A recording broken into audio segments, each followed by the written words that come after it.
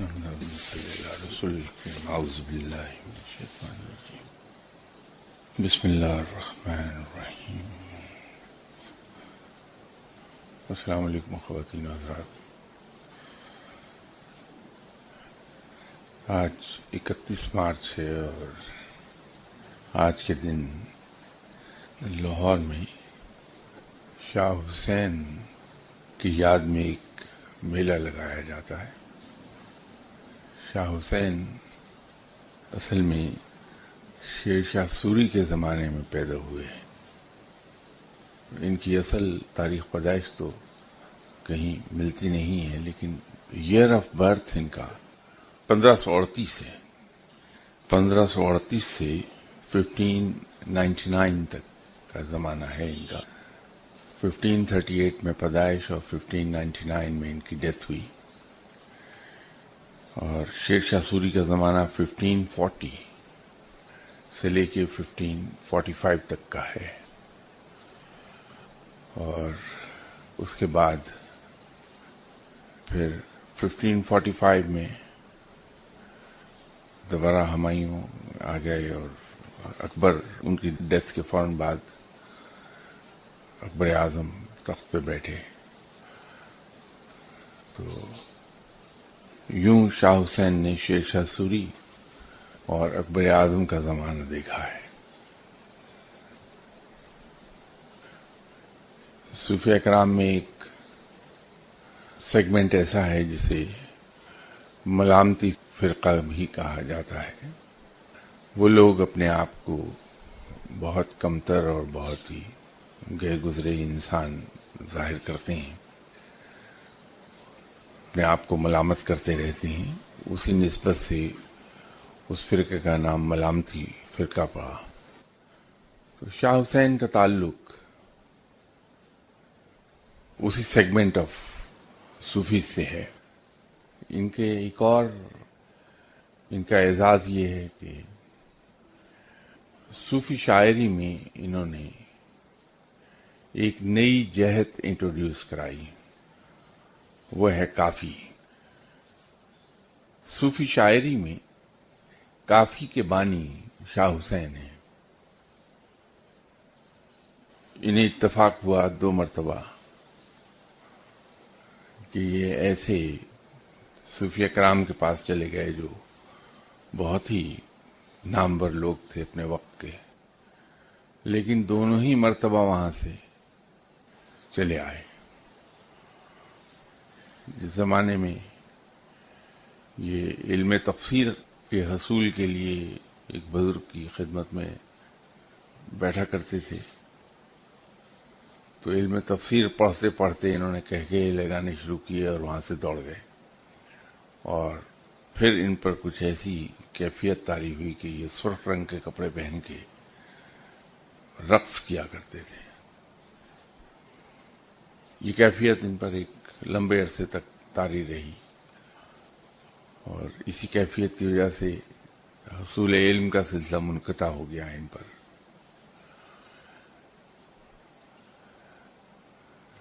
رفتہ رفتہ وہ خبر ان بزرگ تک پہنچی جن سے یہ علم تفسیر حاصل کر رہے تھے، تو وہ خود چل کر لاہور آئے اور آ کے ان کی سرزنش کی، اور جس کا ان پر اثر بھی ہوا. یہ دوبارہ حصول علم میں لگ گئے.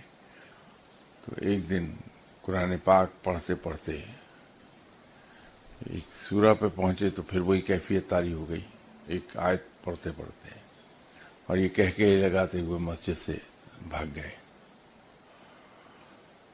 تو ان کے حصول علم کا سلسلہ پائے تکمیل تک نہیں پہنچا. روایات کے مطابق ان کے فادر ہندو سے مسلمان ہوئے تھے، اور ان کا اسلامی نام شیخ محمد عثمان ہوا، اور وہ حصول رزق کے لیے، روزگار کے حصول کے لیے کپڑا بننے کا کام کرتے تھے. اسلام زیادہ تر جنہوں نے قبول کیا ہے وہ ہندو ذات پات میں ورکنگ کلاس کے لوگ ہیں، نیچے کی سطح کے. زیادہ تر وہ مسلمان ہوئے جلدی. تو ان کے فادر کا بھی تعلق اسی ورکنگ کلاس سے ہی تھا. تو اس کے اثرات شاہ حسین میں تھے، جس کی وجہ سے ایک براہمن لڑکا تھا مادھو لال کے نام سے، تو یہ اس کے عشق میں مبتلا ہو گئے، اور وہ بچہ بھی ان کے عشق میں مبتلا ہو گیا. معاملہ یہاں تک آیا کہ ان دونوں کا نام ایک ہی ہو گیا، تو یوں یہ مادھو لال حسین کے نام سے جانے لگے. تو اس کے بعد وہ پھر ان کا یہ نام زیادہ رائج پا گیا، مادھو لال حسین. تو شالیمار کا میلہ جو لگتا ہے وہ مادھو لال حسین کا میلہ کہلاتا ہے.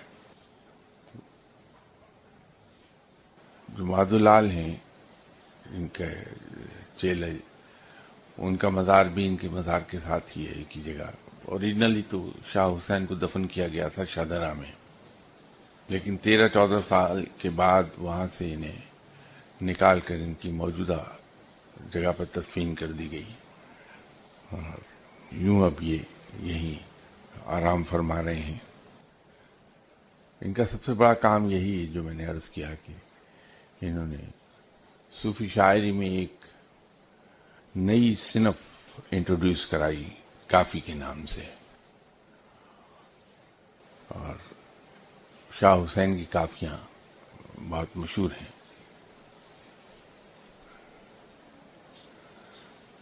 شاہ حسین صاحب کی چھوٹی سی ہسٹری ہے. تو مجھے خیال یہ آیا کہ آج چونکہ ان کی یاد میں میلہ لگا ہے، تو آئی ایم شیور کہ آپ حضرات پہلے سے یہ سب جانتے ہیں، بلکہ اس سے کہیں زیادہ جانتے ہیں، لیکن میرے دل میں آئی کہ میں آج آپ کو تھوڑا سا یہ عرض کرتا ہوں.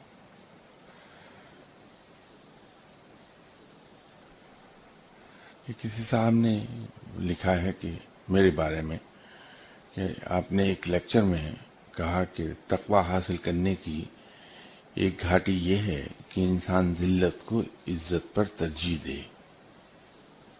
برائے کرم اس کو ایلیبریٹ کر دیجئے. مجھے نہیں معلوم کہ یہ کس کانٹیکسٹ میں کیا جملہ میں نے کہا. یہ جب تک کہ اس کا کانٹیکسٹ معلوم نہ ہو اس پر میں کچھ کہہ نہیں پاؤں گا. اگر صرف اتنے ہی چیز کو دیکھا جائے جتنا کوٹ کیا ہے کہ تقوی حاصل کرنے کی ایک گھاٹی یہ ہے کہ انسان ذلت کو عزت پر ترجیح دے، تو یہ تو بالکل ہی غلط بات ہے، یہ کیا نہیں جا سکتا.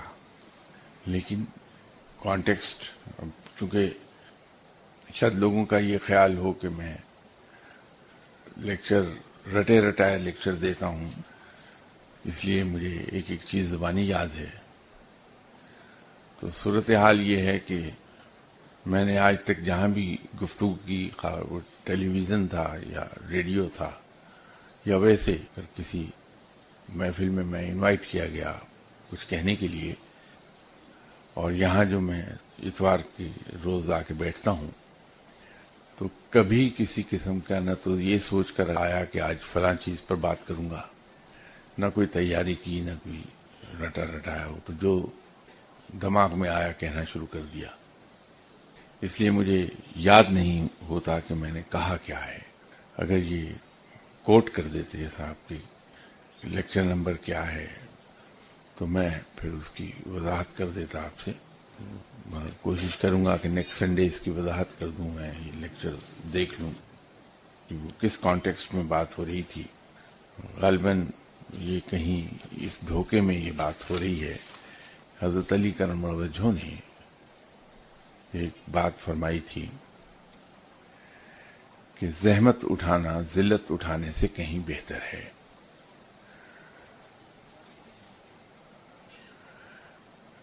کہ انسان بجائے اس کے کہ زحمت سے بچنے کے لیے بیٹھا رہے اور اس کے نتیجے میں اسے ذلت ملے، اس سے یہ کہیں بہتر ہے کہ آدمی زحمت اٹھا لے اور اس ذلت سے بچ جائے. کہیں ایسا تو نہیں کہ وہ کنفیوژن اس کوٹیشن پر ہو رہا ہے.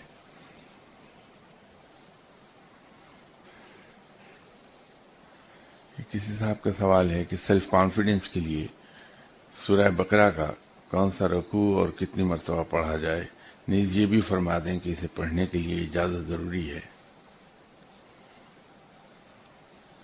اس کا ایک سیدھا سا جواب یہ ہے کہ یہ تو مین ٹو مین ویری کر جائے گی بات، مجھے نہیں معلوم یہ کون صاحب ہے۔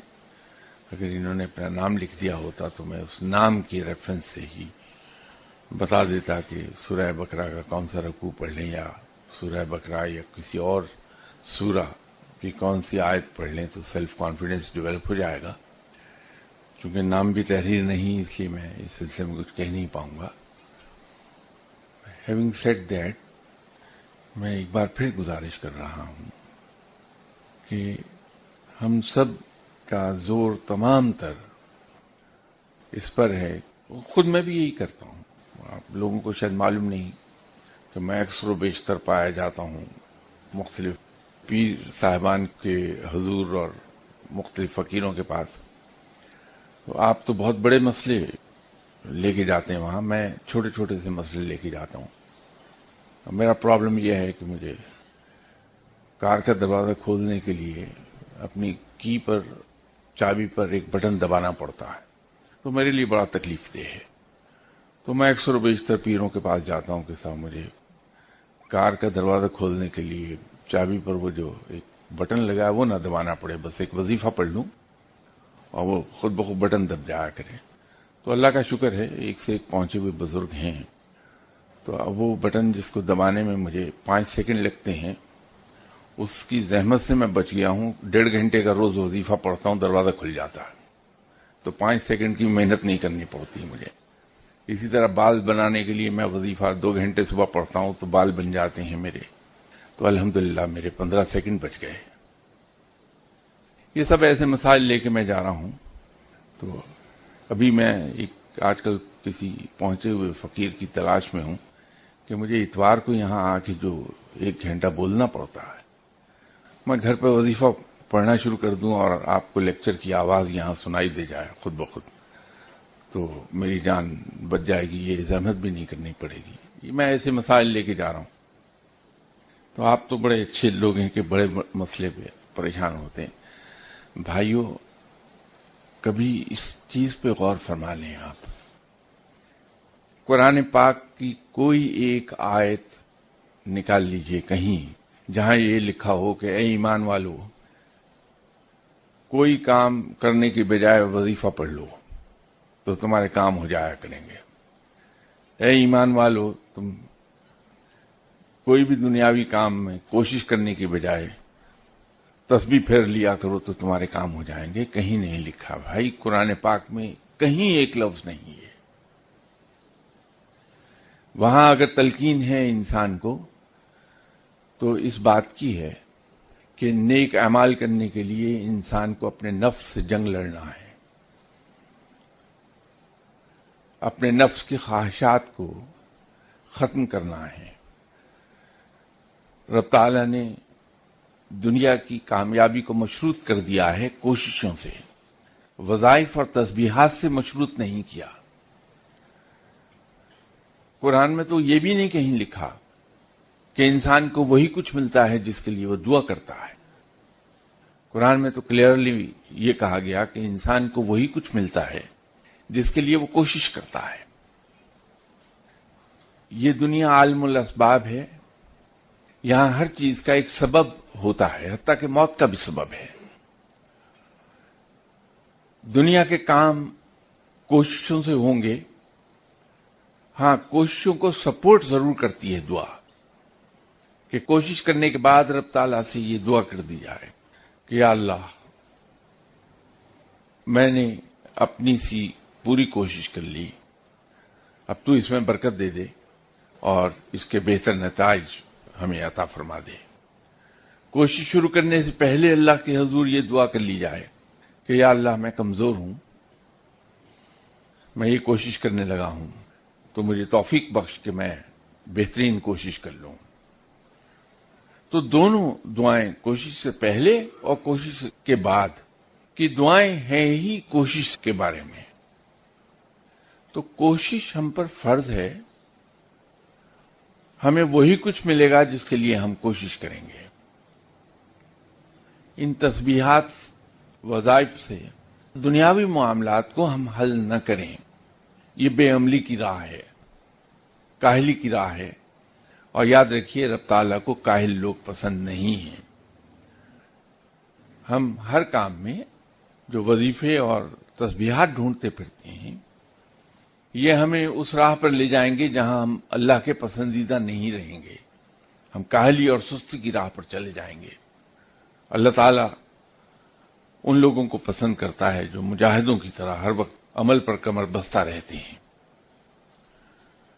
عمل کی راہ ہمیں پکڑنی چاہیے اگر ہم اس مقام کو پہنچنا چاہتے ہیں جس مقام پر ہمارے اسلاف 1400 سال پہلے پہنچے تھے. ہمارا وہ عروج جو 1400 سال پہلے تھا، یاد رکھیے کہ وہ تسبیحات اور وظائف کا مرہون منت نہیں تھا.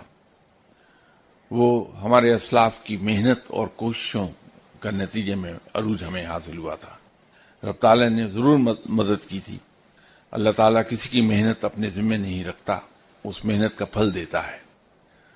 تو ہمارے اسلاف نے ہر طرح کی جانی، مالی، جسمانی قربانی کی تھی، کوشش کی تھی. اس کے نتیجے میں ہمیں اللہ نے عروج عطا فرما دیا تھا. اگر ہم زندگی میں کامیابی چاہتے ہیں تو وظائف اور تسبیحات کے پیچھے نہ بھاگیں. ہم وظائف، تسبیحات، ذکر، اذکار، مجاہدے، ریاضتیں بہت اچھی چیزیں، لیکن کس لیے؟ صرف اپنے رب کو پکارنے کے لیے، اپنے رب کی عبادت کرنے کے لیے، اور اس سے کوئی غرض وابستہ نہ کریں. ہماری عبادت بے غرض اور بے لوث ہو، صرف اس لیے ہو کہ ہمارا رب لائق عبادت ہے. ہماری ان عبادات کے نتیجے میں رب جو چاہے سلوک کر لے ہمارے ساتھ، وہ مالک ہے، ہمارا آقا ہے. لیکن ہماری عبادت اظہار تشکر بھی ہے اور اس کی عظمت کا اقرار بھی ہے.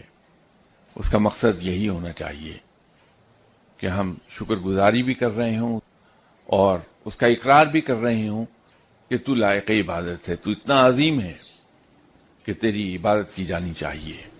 اس سے کوئی غرض وابستہ نہ ہم کریں. یہ جو ہم وظائف پڑھتے ہیں، یہ تو اللہ کے ساتھ ہم کمرشل ٹرانزیکشنز میں جاتے ہیں.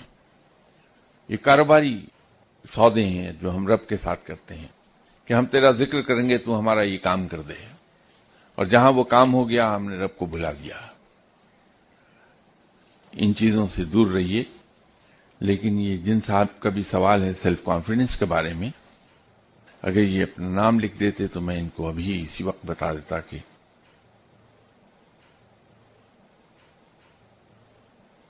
I am now totally confused. آپ نے بہت بڑی بات کی کہ آپ کو پہنچے ہوئے فقیر کی تلاش ہے. پلیز پلیز پلیز وہ مجھے بھی بتا دیں.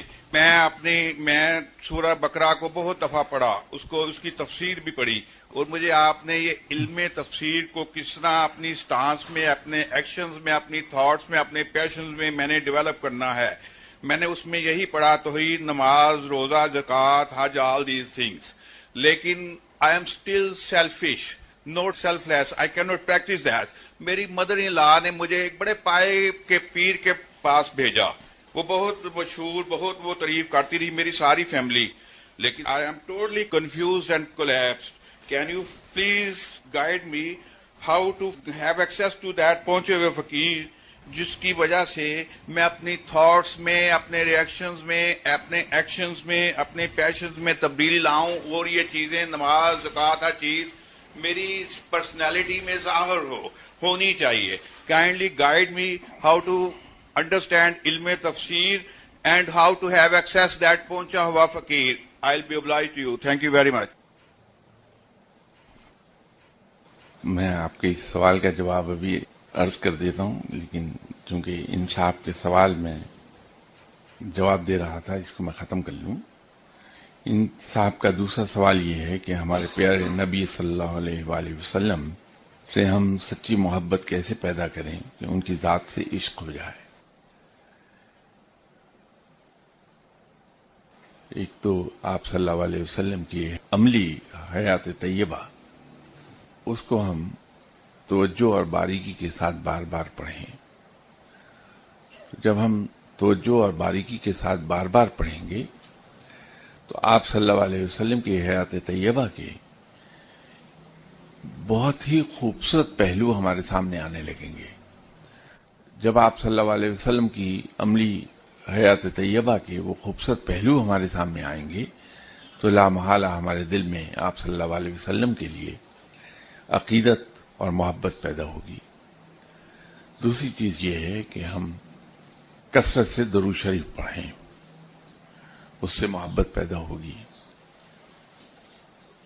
انہی صاحب نے تیسرا سوال کیا ہے کہ جو نماز جمعے اور اتوار کو صبح 9 سے 10 بجے کے درمیان پڑھی جاتی ہے، اس میں 100 اور 75 مرتبہ سورہ اخلاص پڑھنی ہوتی ہے، اس کی فضیلت کیا ہے؟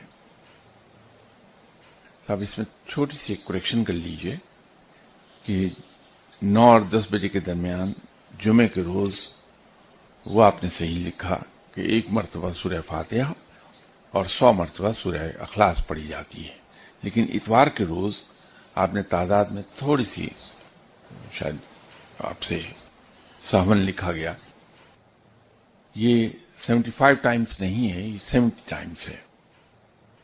یہ 1 مرتبہ سورہ فاتحہ اور ہر رکعت میں اس کے بعد 70 مرتبہ سورہ اخلاص پڑھی جاتی ہے. اس کی فضیلت کے سلسلے میں میں صرف ایک بات عرض کر دیتا ہوں کہ یہ نماز انسان کو رب کے قریب لے جاتی ہے، اور میرے خیال میں اس کی یہی فضیلت سب سے بڑی فضیلت ہے کہ یہ قرب الہی کا ذریعہ بنتی ہے، انسان کو اللہ اپنے قریب کر لیتا ہے. انسان نے جو سوال کیا، یہ میں مثال کے طور پہ کہہ رہا تھا کہ میں کسی پہنچے ہوئے فقیر کی تلاش میں ہوں. الحمدللہ میری تلاش اسی دن ختم ہو گئی تھی جس دن میری ملاقات اپنے مرشد صاحب سے ہوئی تھی، اور پھر میں کبھی کسی کی تلاش میں نہیں رہا، اس لیے کہ جب اپنا آپ میں نے سرنڈر کر دیا وہاں تو پھر کوئی سوال ہی نہیں ہے کہ میں کسی اور کی طرف پلٹ کے دیکھوں. آج اگر جب میں ہائنڈ سائٹ میں دیکھتا ہوں تو میرے خیال میں ان جیسا مرشد ملنا بڑا محال ہے، شاید ہی کبھی کسی کو مل پائے. اس قدر مہربان اور اس قدر دیالو اور اس قدر پروٹیکٹیو مرشد کم از کم میری نظر سے کبھی نہیں گزرے. اگرچہ میرے مرشد صاحب نے کبھی اپنی زبان سے اپنے بارے میں مجھے یہ نہیں کہا کہ میں تمہارے لیے یہ کرتا ہوں تو میں تمہارے لیے یہ کرتا ہوں. میرے مرشد صاحب کے انتقال سے کوئی 1 مہینہ پہلے مجھے یکے بعد دیگرے غالباً 3 اولیاء کرام ایسے ملے جنہوں نے مجھے یہ کہا کہ آپ کے مرشد بڑے اچھے آدمی ہیں، بڑے عظیم آدمی ہیں. تو اس عظیم کی آگے جو انہوں نے وجہ بتائی وہ میں آپ سے شیئر کر لیتا ہوں. انہوں نے فرمایا کہ آپ کے مرشد اتنے عظیم انسان ہیں کہ اب ان کا جانے کا وقت آیا ہے تو اپنا سب کچھ آپ کے حوالے کر دیا، خالی ہاتھ جا رہے ہیں. اب یہ ان کی عظمت تھی، اور انہوں نے کبھی یہ مجھے نہیں جتایا کہ ایسی کوئی بات بھی ہے. یہ دوسرے اولیاء کرام کا کہنا تھا. تو ایسے مرشد کی موجودگی میں نہیں سمجھتا کہ مجھے کسی پہنچے ہوئے فقیر کی تلاش کبھی ہو سکتی ہے. آج میرے مرشد صاحب کو دنیا سے گئے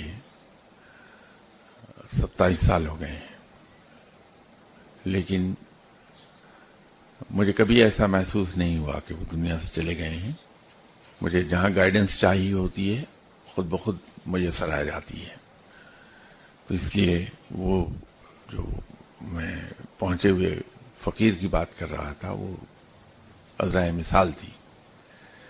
باقی رہ گئی یہ بات کہ آپ نے سورہ بقرہ کی تفسیر بھی پڑھی ہے، اس کا ترجمہ بھی پڑھا ہے. ایک چیز یاد رکھیے کہ اگر زمین کا ایک ٹکڑا ہمیں میسر آ جائے اور اس پر ہم گھر بنانا چاہیں تو گھر آسانی سے بن جائے گا اور کم عرصے میں کم کاسٹ پر بن جائے گا. لیکن اگر بنا بنایا گھر ہم لے لیں تو اس مکان کو اپنے ضروریات کے مطابق ڈھالنے میں وقت بھی زیادہ صرف ہوتا ہے، محنت بھی زیادہ لگتی ہے اور روپیہ پیسہ بھی زیادہ لگتا ہے. تو جب ہم ایک خاص طرز زندگی کے عادی ہو گئے ہوتے ہیں اور پھر اس طرز زندگی کو چھوڑ کر ہم اللہ کی بتائی ہوئی راہ اختیار کرنے لگتے ہیں، اس کے لیے ہمیں محنت بھی زیادہ درکار ہوتی ہے، وقت بھی زیادہ درکار ہوتا ہے اور اخلاص بھی زیادہ درکار ہوتا ہے، کیونکہ پرانی زندگی، پرانا طرز حیات ہمیں اپنی طرف کھینچتا رہتا ہے. تو سورہ بقرہ کو بار بار پڑھیے. آپ کو کسی سچے اور پہنچے ہوئے فقیر کی ضرورت نہیں ہے. ہمارے یہاں کچھ وجوہات کی بنا پر ہم قرآن کو چھوڑ گئے. ہم ورد، ذکر، اذکار، وظائف، تسبیح، مجاہدے، ریاضتیں ان کے پیچھے جا رہے ہیں. ہم یہ نہیں سمجھ پاتے کہ تمام تسبیحات، وظائف کا منبع، اس کا سورس قرآن ہے. تو بجائے اس کے کہ قرآن سے ایک چھوٹا سا حصہ لے کے ہم پڑھیں اور ہم یہ سمجھیں کہ ہم بہت آگے چلے گئے، اگر ہم قرآن پاک کی تلاوت کرتے رہیں، بھلے نہ سمجھیں، ہم ترجمہ نہ آئے ہمیں، ڈزنٹ میٹر، اس کے اثرات ہم پر مرتب ہوتے ہیں اور وہ ہماری باڈی لینگویج سے بھی ظاہر ہو جاتے ہیں. اثرات ہمارے چہرے سے ظاہر ہوتے ہیں، ہمارے اعمال سے ظاہر ہوتے ہیں. وہ اثرات بڑے وسیع ہوتے ہیں. تو بجائے اس کے کہ ہم کسی ایک سورہ کو بار بار پڑھیں، زیادہ مناسب یہ ہے کہ ہم قرآن پاک کو ترتیب سے پڑھنا شروع کریں، الف لام میم سے، اور لفظ ناس تک چلے جائیں. جب قرآن پاک مکمل ہو جائے پڑھنے میں تو ہم اس کا ثواب آپ صلی اللہ علیہ وسلم کے روح مبارک کی خدمت میں بطور ہدیہ پیش کر دیں. یہاں بھی ہم ایک غلطی کرتے ہیں کہ ہم اپنی معصومیت میں، انجانے میں رب کے حضور یہ کہتے ہیں کہ یہ ہم نے آپ صلی اللہ علیہ وسلم کی روح مبارک کو بخشا. آپ صلی اللہ علیہ وسلم کا مقام اتنا بلند ہے اور ہم اتنے چھوٹے ہیں اس کے مقابلے پر کہ ہم صرف آپ صلی اللہ علیہ وسلم کی خدمت میں ہدیہ اور نذرانہ پیش کر سکتے ہیں. تو جب بھی ہم اللہ کے حضور دعا فرمائیں کہ یا اللہ، یہ میں نے تیرا کلام جو تلاوت کیا، اس کا ثواب تو آپ صلی اللہ علیہ وسلم کی روح مبارک کی خدمت میں ہماری طرف سے بطور نذرانہ پیش کر دیں. تو ہم قرآن پاک کو الف لام میم سے شروع کریں اور لفظ ناس تک جب مکمل کر لیں تو اللہ کے حضور دعا کریں کہ یا اللہ، میں نے یہ تیرا کلام پاک جو تلاوت کیا، میں اس کا ثواب جناب حضرت نبی اکرم صلی اللہ علیہ وسلم کی روح مبارک کی خدمت میں پیش کرتا ہوں. اور پھر نئے سرے سے اسے پڑھنا شروع کر دیجئے. جب ہم بار بار قرآن پاک کی تلاوت کرتے ہیں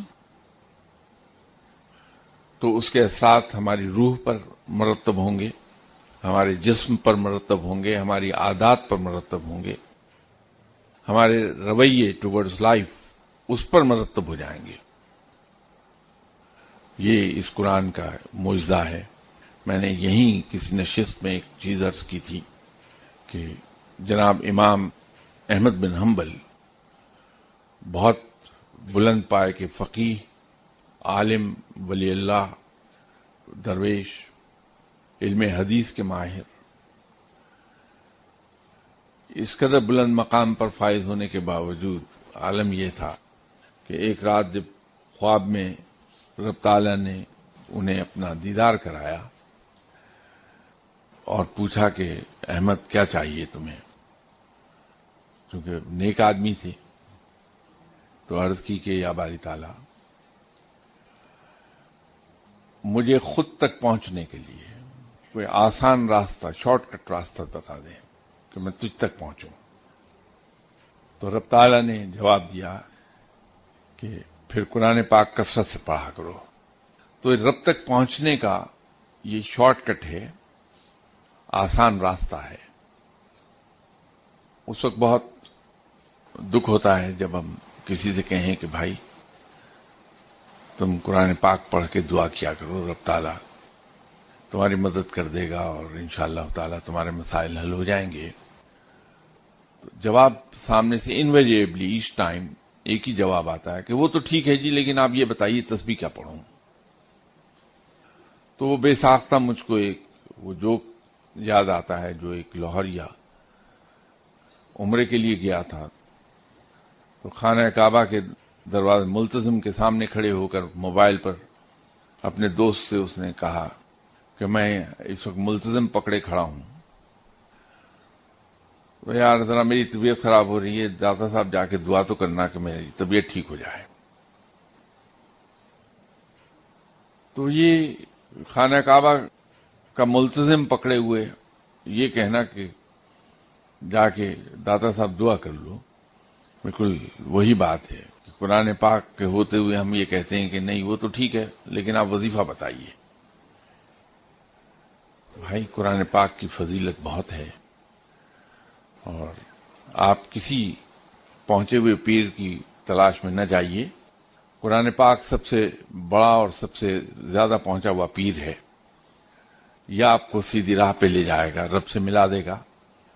اللہ تعالیٰ اپنے کلام کے صدقے آپ کے مسائل بھی حل کر دے گا، آپ پہ اپنی رحمتیں بھی نازل فرما دے گا، اور آپ کی باڈی لینگویج، آپ کا فیس، آپ کی عادات، آپ کے اعمال، وہ سب کے سب منہ بولتا ثبوت ہوں گے کہ قرآن پاک نے آپ پہ اثرات ڈالنے شروع کر دیے.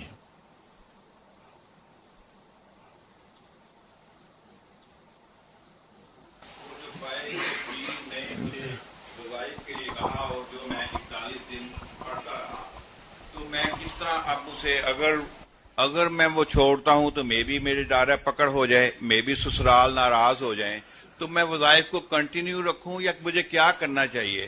میں دربار بھی گیا تھا جی پرسوں، تو میں ان کے پاؤں میں بھی فاتحہ پڑھی. میں جہاں وہ تکیہ عبادت کیا کرتے تھے میں نے وہاں بھی فاتحہ پڑھی. میں نے وہ نفل بھی پڑھے، پھر ان کے سامنے جا کے سورہ یاسین بھی پڑھی، میں نے دعا بھی کی. تو شاہ صاحب میں بڑا کنفیوز تھا اور بڑا ٹربولنس میں ہے mind. Kindly please guide me. اللہ حافظ. ایک چیز کی تو ضمانت میں دے دوں، بلکہ مجھے ایک آپ ہی کا پرانا قصہ یاد آ گیا. آپ نے مجھے ایک بار لندن میں کہا تھا اور آپ انتہائی پریشانی کے عالم میں تھے کہ میری بیگم نے کہا ہے کہ میں اپنے پیر سے تمہاری ٹانگیں توڑوا دوں گی. تو میں نے اس وقت بھی آپ سے عرض کیا تھا کہ کچھ نہیں ہوگا، میں گارنٹی کرتا ہوں کہ وہ پیر آپ کی ٹانگیں نہیں توڑ پائیں گے. الحمدللہ آج بھی آپ 15 سال کے بعد اپنی دونوں ٹانگوں پر چل رہے ہیں. آپ ان پیر صاحب کے بتائے ہوئے وظائف فوری طور پہ چھوڑ دیجئے، اور ضمانت میں دیتا ہوں کہ آپ کو سوئی برابر نقصان نہیں ہوگا انشاءاللہ. آپ کے سسرال اگر ناراض ہوتے ہیں تو ان کو یہ کہہ دیجئے کہ صاحب اپنے پیر صاحب سے جا کے کہیے کہ میں نے آپ سے بڑا پیر قرآن پاک پیر پکڑ لیا ہے، اور اگر آپ میں ہمت ہے تو اس قرآن کا توڑ کر لیجئے. وہ نہیں کر پائیں گے. قرآن پاک سب سے بڑا پیر ہے، اس سے بڑھ کر سوائے رب اور اس کے رسول صلی اللہ علیہ وسلم کی اور کوئی نہیں.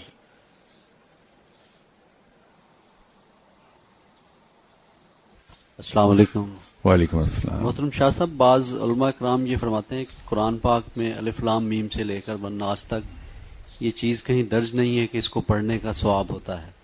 ہم اگر یہ بات بارہا ہے کہ اس میں ہدایت ہے ان لوگوں کے لیے، تو وہ یہ فرماتے ہیں کہ ہدایت تب بھی مل سکتی ہے جب ہم اس کو سمجھیں گے، اور اس کو صحیح سمجھنے کی روح ہے کہ عربی کو سمجھا جائے. تو اس پر ذرا روشنی ڈال دیجیے گا. شکریہ.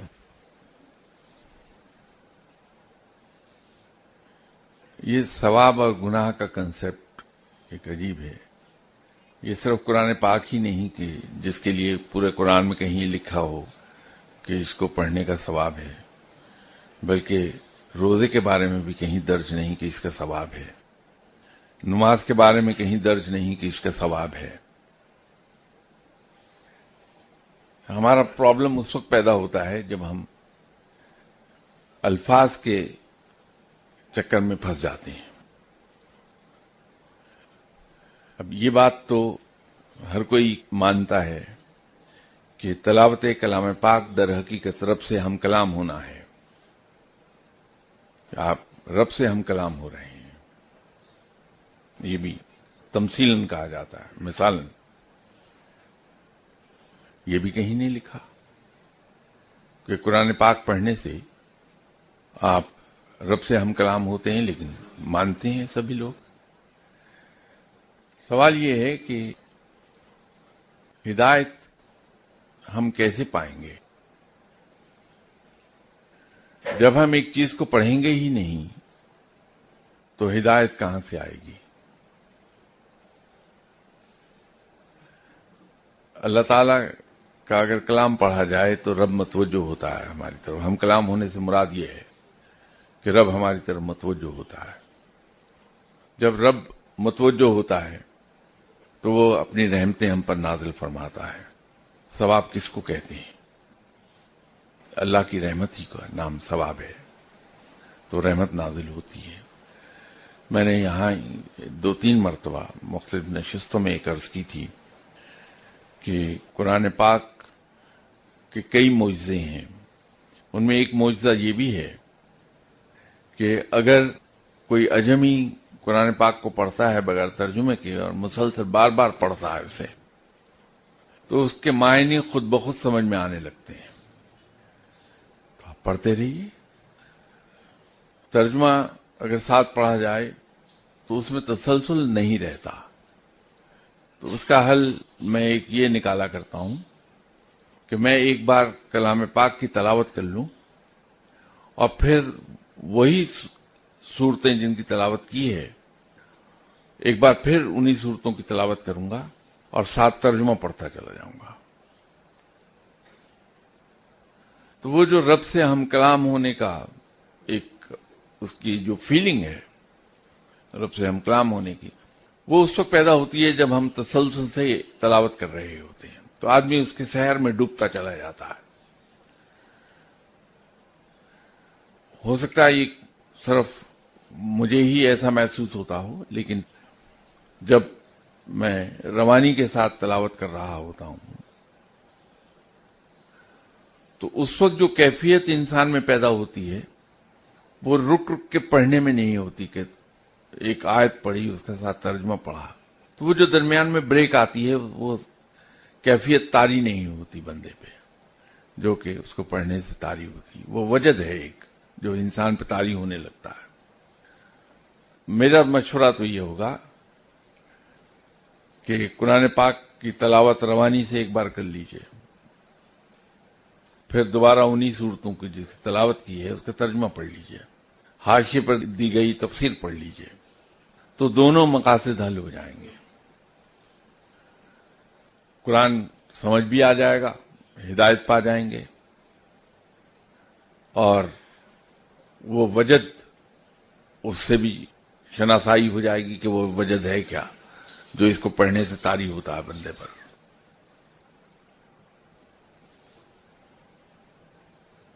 بسم اللہ الرحمن الرحیم.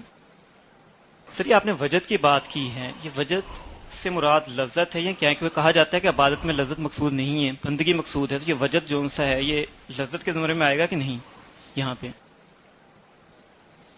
وجد اس کیفیت کا نام ہے جہاں انسان رب کے حضور تنہا ہو جاتا ہے. اس کا رابطہ، اس کا احساس ارد گرد کی دنیا سے کٹتا ہے اور وہ ذہنی طور پر کلیتاً رب کی طرف متوجہ ہوتا ہے بندہ. اس وقت جو وہ نشے کی سی کیفیت ہوتی ہے اس کیفیت کا نام وجد ہے. جب ہم کلام پاک پڑھتے ہیں تو وہ جو ہم کلامی کی بات میں نے کی یہ وجد انہی معنوں میں ہے کہ انسان یہ فیل کرتا ہے کہ اس وقت میرے اور رب کے درمیان کوئی نہیں ہے، میں اپنے رب سے بات کر رہا ہوں. تو وہ کیفیت تو بڑی مبارک ہے، وہ لذت حاصل کرنے کے لیے نہیں ہے. السلام علیکم. وعلیکم السلام. میں قرآن مجید پڑھتا ہوں صبح روزانہ، ٹھیک ہے، اس کا مجھے اتنا سرور نہیں ملتا جتنا میں سننے میں بہت زیادہ مجھے اس میں سرور ملتا ہے. اس پہ تھوڑی سی آپ روشنی ڈال. ضرور سنیے، لیکن قرآن پاک کو پڑھنا زیادہ افضل ہے. سنیے ضرور اسے، اس کا ہم یہ کر سکتے ہیں. اور ایک چیز میں یہ عرض کر دوں کہ کوشش کیجئے قرآن پاک کو کم سے کم 3 بار دن میں پڑھ لیں، صبح، عصر اور عشاء کے بعد. یہ کم سے کم ہے. اس کو پڑھنے سے آپ کو اس کے معنی بڑی جلدی سمجھ آنے لگیں گے. اللہ کی رحمتیں بے تحاشا نازل ہوتی ہیں. اور عصر کی نماز کے بعد قرآن پاک اگر پڑھا گیا تو اس کے فضائل بہت ہیں. اللہ کی خاص رحمتیں نازل ہوتی ہیں انسان پر. تو کوشش کیجئے کہ 3 بار قرآن پاک پڑھ لیں. وہ جو سننے کا سرور ہے اس کو ہم بڑی آسانی سے اس طرح کر سکتے ہیں کہ اپنی گاڑی میں کوئی کیسٹ پلے کر لیں، سی ڈی پلے کر لیں. کہیں تنہا ہم بیٹھے ہیں تو اسے سننا شروع کر دیں. لیکن اس میں صرف ایک احتیاط کر لیجئے کہ جب قرآن پاک آپ سن رہے ہوں تو کسی اور چیز میں مشغول نہ ہوں. آپ باتوں میں مشغول نہ ہوئیے، ٹی وی مت دیکھیے، کوئی اور کام نہ کیجیے. پوری توجہ سے قرآن پاک کو سنیے. جناب کوئی کچھ پڑھنے کے لیے کہتے ہیں، اس بارے میں روشنی ڈالیے کہ اس کا ورد کرنا چاہیے. حضور وہ پڑھ لیجئے اگر خواب میں آپ کو کہا گیا ہے تو. اسی سے تو میں یہی تو عرض کر رہا ہوں کہ ان وظائف سے اور تسبیحات سے جان چھڑائیے، قرآن پاک پڑھیے. چلیے. السلام علیکم. وعلیکم السلام. شاہ صاحب، میرا سوال یہ ہے کہ آج کل مسلمانوں کی جو اس دنیا میں حالت ہے، قرآن پاک بھی پڑھتے نظر آتے ہیں، نمازوں میں مسجدیں بھی بھری ہیں، حج، روزہ، نماز، زکوٰۃ کی طرف کوششیں بھی جاری ہیں، لیکن ایز اے امت، ایز اے قوم، ایز اے مسلم ہم کہیں ایمرجنگ نیشن نہیں بن رہے. کیا ہماری کوششیں رائگاں جا رہی ہیں؟ شکریہ. کوششیں کبھی رائگاں نہیں جاتی. اللہ تعالیٰ کسی کی کوشش اپنے ذمے نہیں رکھتا. اس کا انعام اور اس کا اجر صلہ فوراً عطا کرتا ہے. مسئلہ وہی ہے جو شروع میں عرض کر رہا تھا کہ جب ہم عبادت کے اندر غرض لے آتے ہیں، چاہے وہ ثواب ہی کی غرض کیوں نہ ہو، تو اس کے اثرات پھر وہ نہیں ملتے جو ملنے چاہیے. جب ہماری عبادات بے غرض اور بے لوث ہو جاتی ہیں، صرف ایک مقصد کے لیے ہوتی ہیں کہ ہمارا رب اتنا بڑا ہے، اتنا عظیم ہے کہ وہ لائق عبادت ہے، اس کی عبادت کی جانی چاہیے، میں یہ عبادت اس لیے کر رہا ہوں، تو پھر اس کے انعامات بے پناہ ملتے ہیں. وہ ہمارے رویوں پر، یہ ابھی تھوڑی دیر پہلے میں نے عرض کیا تھا کہ ہمارے رویے ٹورڈز لائف وہ بھی چینج ہو جاتے ہیں. لیکن جب عبادت ہماری کسی غرض سے ہو تو پھر وہ کیفیت پیدا نہیں ہوتی. آپ سے اجازت چاہوں گا، انشاءاللہ اگلے اتوار بشرط زندگی ملاقات آپ سے ہوتی ہے. السلام علیکم.